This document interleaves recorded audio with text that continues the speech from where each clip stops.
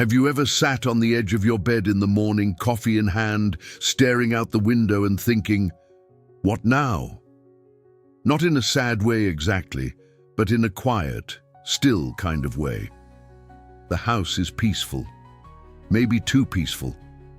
The kids are grown, the job is done, the calendar is mostly clear, and yet your mind keeps turning, asking, am I still needed?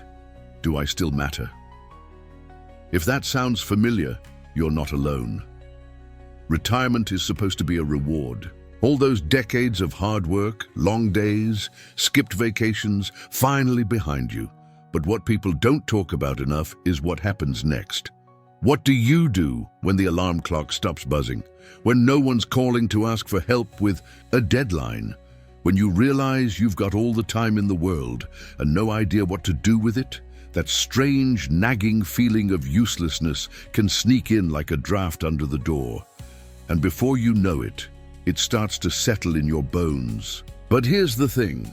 You're not useless, not even close. The truth is, you've entered a new chapter, one where the pages are still blank, and you get to decide what kind of story gets written next. In this video, we're going to talk heart to heart about that feeling, and 6 simple, powerful ways to find purpose again. Not in a grand, overwhelming, reinvent your life kind of way, but in small steps that reconnect you to your spark. Whether you're 60, 70 or beyond, there's still so much life left to live, and you deserve to live it with joy, meaning and confidence. So, let's start with something small, but mighty. One of the quickest ways to rediscover your sense of purpose is to help someone else. I know it sounds almost too simple, but think about it. For most of your life, you were probably helping people without even thinking about it. You raised a family, maybe mentored younger co-workers, maybe even helped neighbors shovel snow or fix things around the house. You were needed. And that sense of being needed, it's powerful.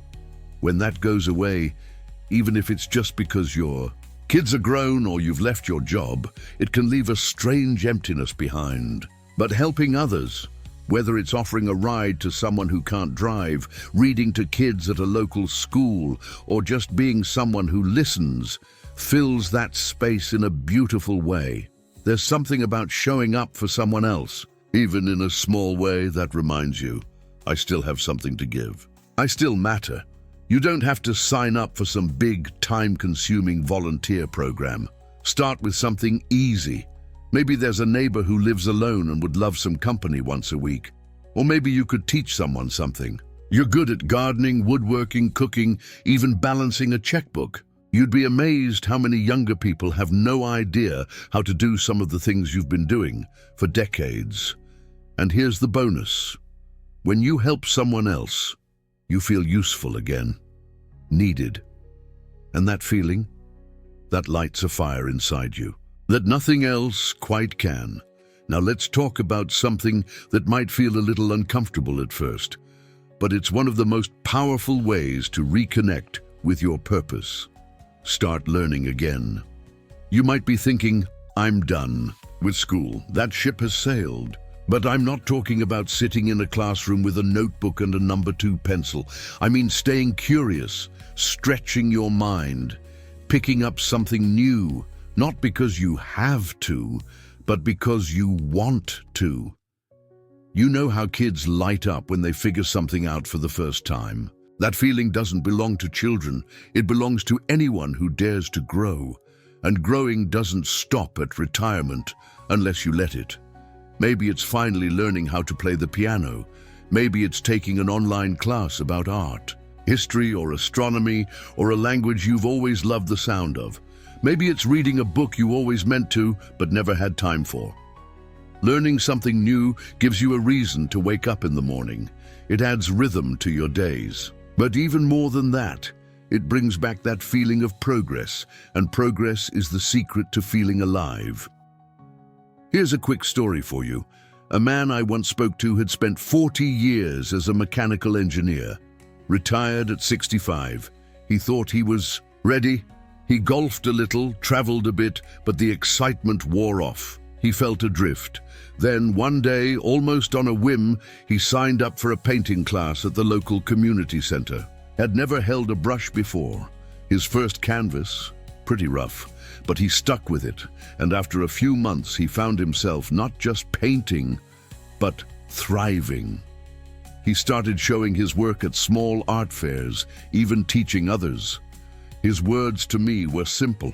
I didn't know I still had this in me. And that's exactly it. You don't know what's still in you until you go looking. Now maybe you're sitting there thinking, that sounds nice, but I don't know what I want to learn. I don't feel a spark for anything.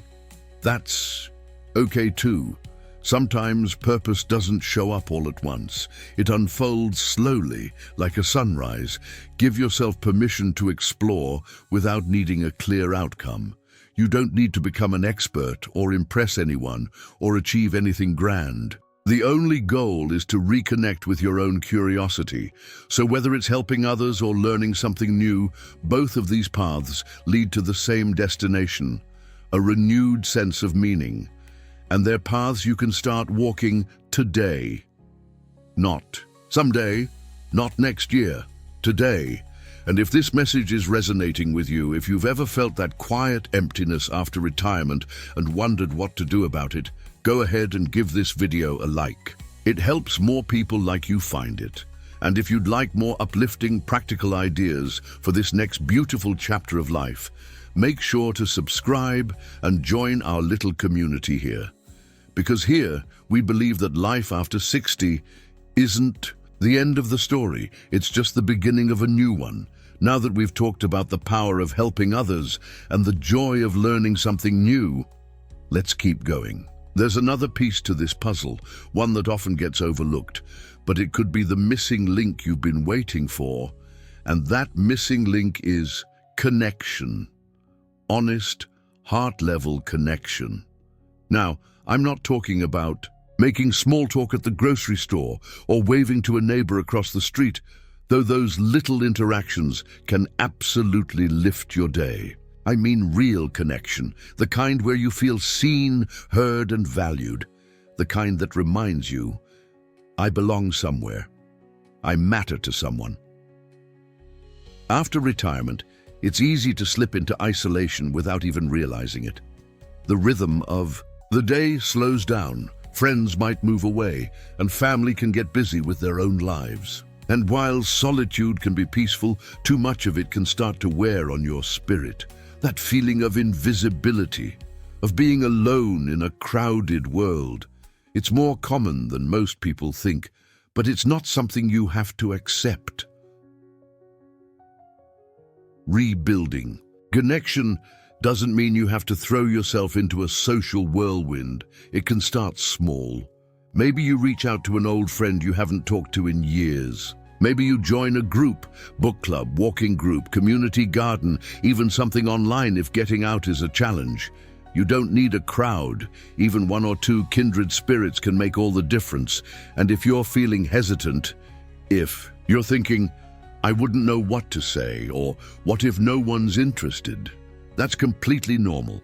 But chances are there are other people out there feeling exactly like you do, waiting for someone to make the first move. Maybe that someone could be you. Connection doesn't just fill the silence. It gives you a reason to share your stories, your laughter, even your worries. And in doing so, you help someone else feel less alone too. That's the beauty of it. It's not one way. Real connection lifts everyone involved. And don't underestimate how deeply valuable your stories are. You've lived through things people today only read about. You've navigated a world that's changed so much, and yet some truths stay the same. Kindness matters, patience counts, and love in all its forms is what makes a life rich. Sharing those truths, your truths, can be a source of purpose in itself. Maybe it's through writing or speaking or just spending time with someone younger who could benefit from your wisdom. You don't need a spotlight, just a conversation. And that brings us to something just as meaningful, something you can do quietly, even privately, but that can transform how you see yourself and your days, that something is creating. Creating doesn't have to mean painting a masterpiece or writing a novel, although you absolutely could. It could mean building something with your hands, planting a garden, sewing a quilt, baking your signature pie, or crafting something no one else in the world could make quite the way you do. There's something deeply satisfying about taking raw materials, whether it's soil, fabric, wood, or even words, and turning them into something new, something that wouldn't exist without your touch. When you create, you're not just passing the time, you're leaving your mark. You're reminding yourself and others that you're still full of ideas, still capable of beauty, still brimming with quiet talent that hasn't disappeared just because the work clock stopped ticking. I remember talking to a woman in her 70s who had never thought of herself as creative. She'd worked as a school secretary most of her life. Organized, steady, practical. After retiring, she felt restless, a little lost. One day, almost by accident, she picked up a blank journal and started writing about her childhood memories.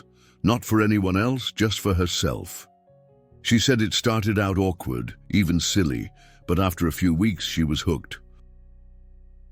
Months later, she had pages and pages filled, not just memories, but reflections, ideas, lessons. Her children read them and were blown away. "I never knew you felt that way," her daughter said. "This means more than I can say." Creating can do that. It connects your inner life to the outer world in a way that's healing and hopeful. It gives your days structure. It fills empty moments with expression instead of emptiness. And here's the best part. You don't have to be good at it. You just have to start. Creativity isn't about perfection. It's about presence.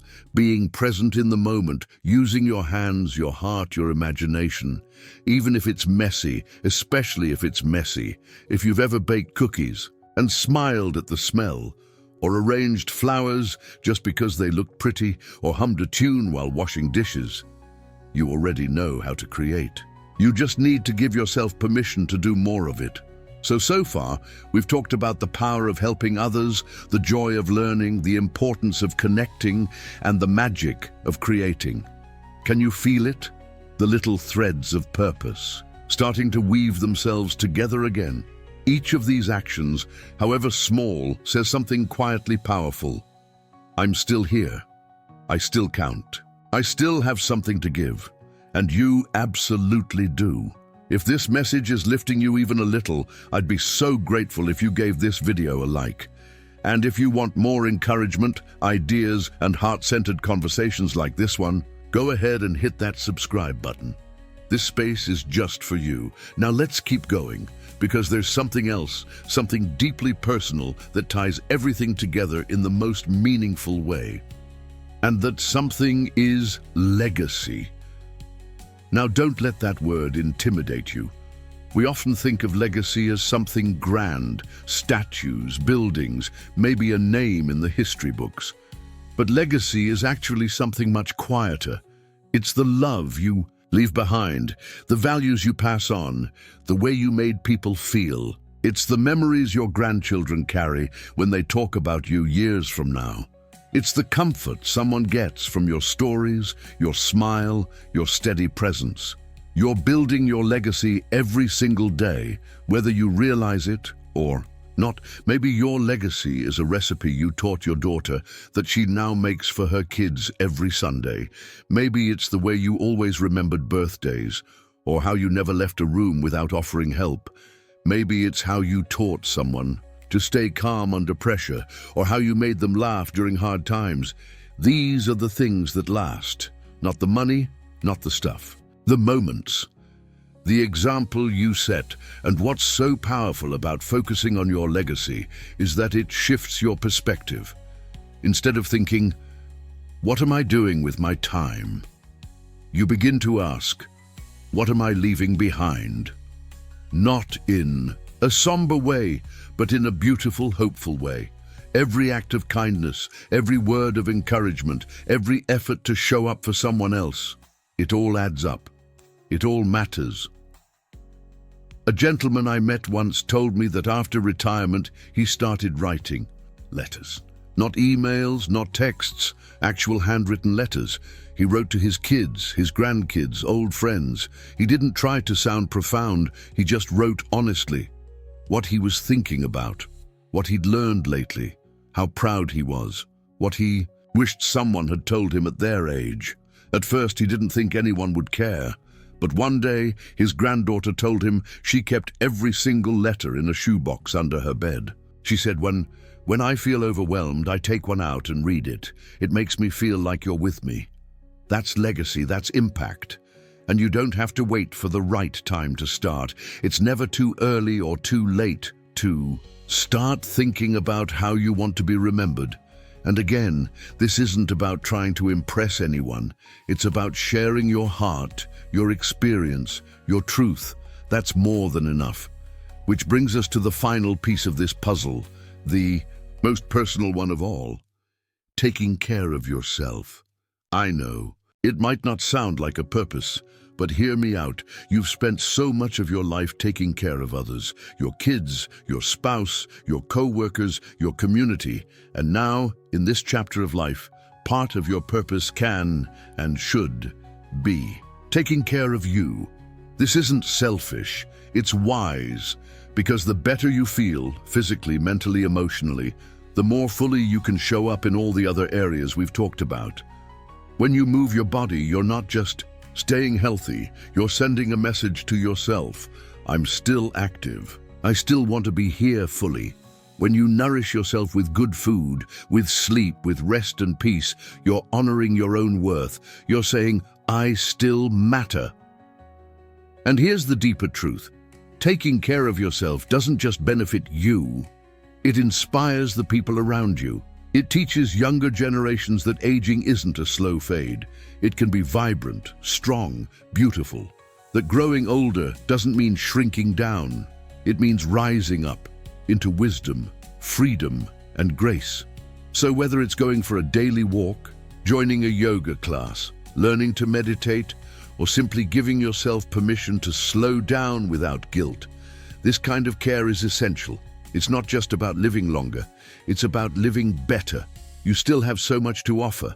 But before you pour yourself into others, you need to make sure your own cup is full. Let's take a deep breath together, right now. In through the nose and out through the mouth. Feel that? That's life. Still pulsing, still moving, still full of possibility. And you, yes, you are still an essential part of it. Let's just take a moment here to let all this sink in. You are not useless, not by a mile. You may have retired from a job, but you haven't retired from life. There's no expiration date on purpose. There's no age limit on meaning. It's not too late. It never was. You can still help. You can still grow. You can still connect. You can still create. You can still build your legacy. And you deserve to take care of yourself while doing it. This chapter of life isn't about fading away. It's about shining in a different way. A softer light, maybe, but just as powerful, just as needed. So if this video spoke to you, please let us know in the comments. Share your thoughts, your stories, or even just say hi.